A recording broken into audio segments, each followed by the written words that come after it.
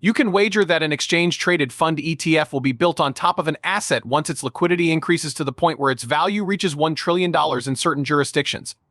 Separation of powers is another check and balance mechanism in American government. So, even though it didn't want to, the SEC lost in court. Pools of money, retirement accounts, and managed assets are available to those who want them now that more people can get their hands on them. Additionally, a large number of people have encountered difficulties in accessing it. I regret to inform you that they are now unable to do so.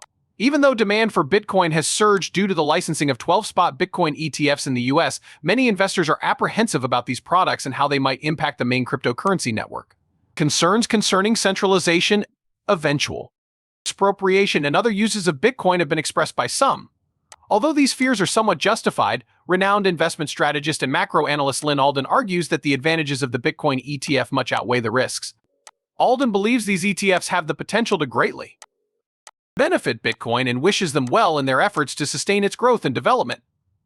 According to her, it was bound to happen, and it bodes well for the cryptocurrency's future. Not to mention that imbalances have built up over time. The huge release valve has solved a major problem. A lot of money can now leave that gigantic confinement and travel to other, more manageable or cheaper places. Before, they could only access it in grayscale. As a result, I think that's an inevitable procedure. In my view, the concerns over centralization are overstated. The point is, you can make that argument. My main point is that there was a lot of Bitcoin that was already in the murky area. Currently, it is being passed around to several other corporations like Fidelity and BlackRock. Under these conditions, the total pie is growing at a reasonable pace. Numerous individuals would prefer to be there at that location. In my perspective, make self-custody fairly easy for people while making sure they are aware of the risks, but I think that people simply have more freedom of choice now for the second time around. Bitcoin was in high demand, but many individuals couldn't get their hands on it. They have access to these new options. Assets are held by a registered investment advisor RIA, but the advisor is hesitant or unwilling to invest some of the funds in Bitcoin. Finally, a chance has presented itself. Ultimately, I think that's inevitable. Whether it's amazing or dreadful, it will happen. Oh, I perceive. The availability of exchange-traded funds ETFs for Bitcoin, however, has not led anyone to argue that the cryptocurrency has abandoned its initial intent. From what we can see, the ETFs did not include Bitcoin. The creation of Bitcoin ETFs was facilitated by the monetary system, thus the monetary system effectively allowed Bitcoin to access its application programming interfaces. Several asset classes can be accessed using ETFs. For the meantime, they've decided to incorporate Bitcoin. Be cautious of exchange-traded funds, ETFs, and other big centralized honeypots. There is inherently risk whenever a single custodian holds a significant amount of Bitcoin. Some of them are currently on Coinbase. In my view, that isn't the best option. That is why, in my opinion, people should be careful. Those who plan to hold exchange-traded funds ETFs should diversify their assets among many custodians. However, I think self-custody is a good idea. Consequently, we will wait for that to play out before drawing any conclusions. To get to where it is now, though, I think this was always going to be an inevitable step for Bitcoin. Danger, though, is there, in my view. Since there is a maximum size for a block in Bitcoin, the system is already well designed. It seems to me that this is all exaggerated, though. Market forces, in my opinion, will decide everything in the end. In its most fundamental form, Bitcoin is the most decentralized and immutable database that mankind has ever produced. Money is the most logical application of. Yet, in my view, money is the most important adjustment market for a top-notch decentralized open ledger. What we would call $100 trillion in today's money is a market. That's where all the action is. In theory, that may tap into a huge total adjustable market. Plus, you can prove that other things were not updated by using timestamps. You can use future meme tokens. In my opinion, most of those fat scenarios, even for the most immutable database, are non-monetary and worth no more than a few $1 trillion. As far as the financial use case is concerned, when one considers the overall picture, it becomes much more dense. There is an even bigger market. That is also disregarded. I think that as Bitcoin becomes more popular and more people realize its potential, it will undoubtedly experience fads and manias. They wear themselves out, in my view. Looking into the altcoin sector, you'll see that it goes through boom and bust cycles. People tend to disregard prior booms after one major one. Then it's on to the next massive boom. While this cycle isn't exactly revolutionary, it does incorporate the move to Bitcoin for some of the other stuff. It is my firm belief that it is. There will be a huge spike before things level out. Somebody will think up something fresh, and it will go popular at some point. It can be really unsettling when that's going on. I just don't think it makes financial sense in the long run.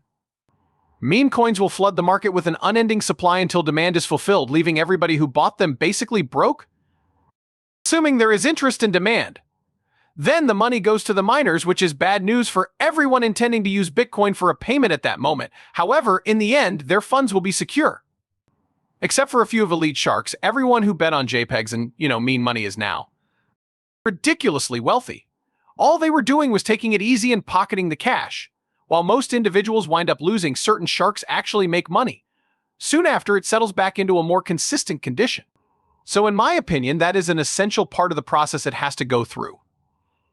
My initial exposure to the concept of Bitcoin was around the year 2010.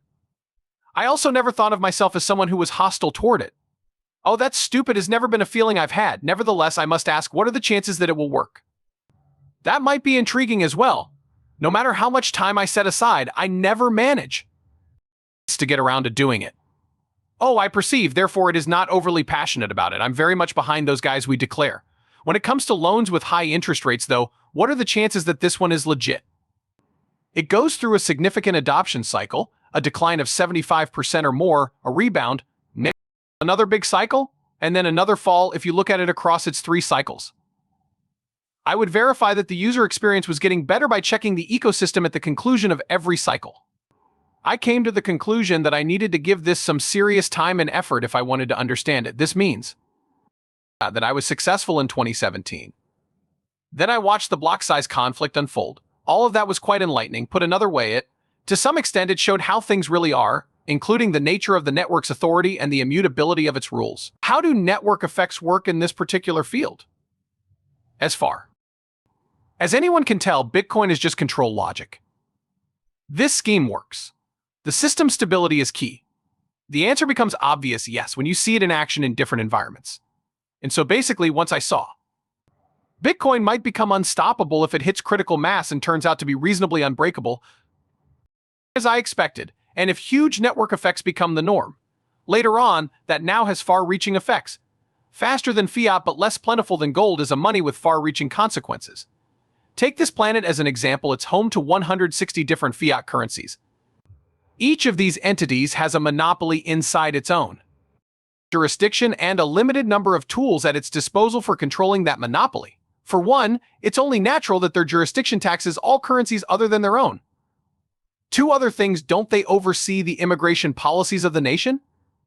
There were 2 main ways for a country to get money before Bitcoin. One is access points, which are obviously easy to monitor. A very small percentage actually succeeds. A second aspect to consider is the oversight and regulation of wire transfers, both incoming and outgoing. Alternatively, if you have access to internet money, I can easily email a QR code to anyone in that country. All they have to do is hold up the code during our video chat. They can provide me with a payment string. Everyone in that country with an internet connection can now acquire money from outside, since the borders of that money are considerably more permeable. This manner, a greater number of them can join the international currency market, which is decentralized, and a smaller number can remain confined to their domestic monopoly. Therefore, they can ask for stablecoins in the US to be retained for the following 3 months instead of Egyptian pounds, which are quite equivalent. On top of that, they're all in one spot, yet this market is all about money now. Simply